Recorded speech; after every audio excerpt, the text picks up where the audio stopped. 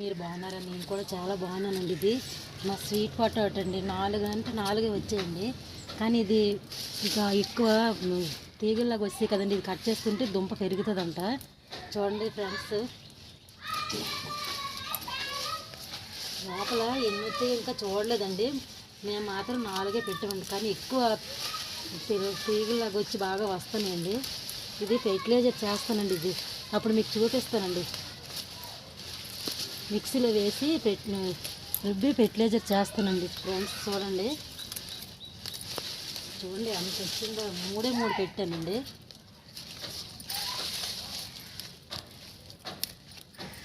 ఇది చూడండి, పొన్నగంటి కూర 2 వేసానండి. ఎంత వచ్చిందో చూడండి. ఇది చూడండి ఎంత వచ్చిందో. ఎంత పొన్నగంటి చాలా బాగా వచ్చిందండి. చూడండి ఎంత వచ్చిందో.